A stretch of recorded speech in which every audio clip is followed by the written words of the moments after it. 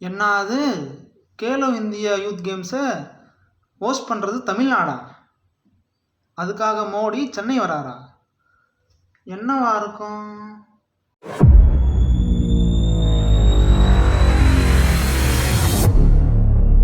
Khelo India youth games இது எதுக்காக start பண்ணது பார்த்தீங்கன்னா, ஸ்போர்ட்ஸையும் சரி, ஸ்போர்ட்ஸை டிபெண்ட் பண்ணி இருக்கவங்களும் சரி, அவங்களோட க்ரோத்துக்காகவும் ஸ்போர்ட்ஸையும் டெவலப் பண்ணுறதுக்காக கொண்டு வரப்பட்டது தான் இந்த கேலோ இந்தியா.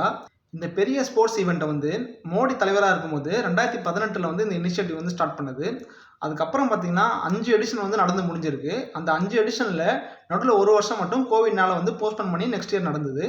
அதுக்கப்புறம் இப்போ 6வது வருஷம் நம்ம தமிழ்நாடு இந்த பெரிய ஈவெண்ட்டை ஹோஸ்ட் பண்ணுறதுக்கு இப்போ தயாராக ரெடியாக இருக்காங்க.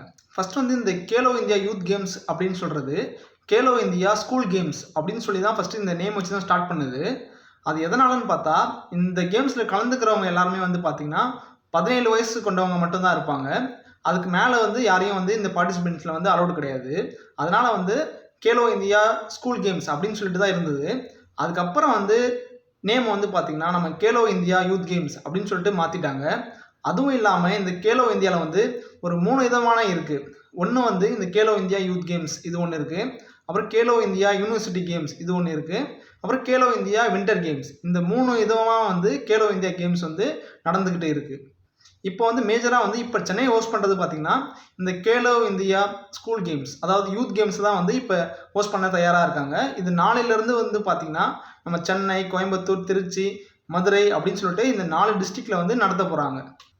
அதே மாதிரி இந்த கேலோ இந்தியா யூத் கேம்ஸ் இதில் பார்ட்டிசிபேட் பண்ணுறதுக்கு என்ன க்ரைட்டீரியான்னு பார்த்தா, 17 இயர்ஸ் இல்லைனா அதுக்கு பிலோவாக இருக்கணும். 17 இயர்ஸ் மேலே அலௌடு கிடையாது. இது ஃபஸ்ட்டு க்ரைட்டீரியா.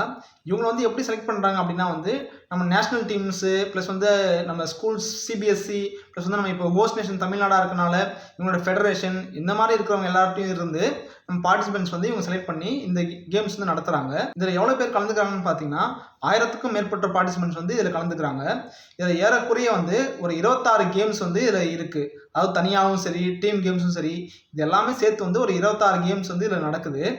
இதனால என்ன யூஸ் அவங்களுக்கு அப்படின்னு சொல்லிட்டு பார்த்தோம்னா, இந்த ஸ்போர்ட்ஸ் எல்லாம் முடிஞ்சதுக்கப்புறம் டாப் 2 பிளேசஸ், அதாவது ஒரு கேம்லையும் தனித்தனி கேம்லையும் சரி ப்ளஸ் டீம் கேம்லையும் சரி இருக்கிற டாப் 2 பிளேயர்ஸ்க்கு என்ன தர போகிறாங்க அப்படின்னா 5 lakhs rupees ஸ்காலர்ஷிப் தராங்க.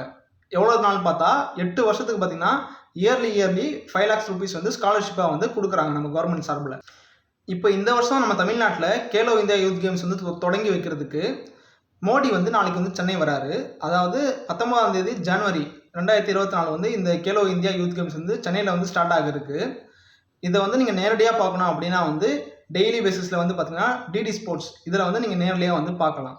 இதே மாதிரி இன்னொரு தகவலை பற்றி நீங்கள் தெரிஞ்சுக்கணும் அப்படின்னா நீங்கள் எங்கே இருக்கிற வீடியோ போய் பாருங்கள். நான் உங்களை அங்கே பார்க்குறேன்.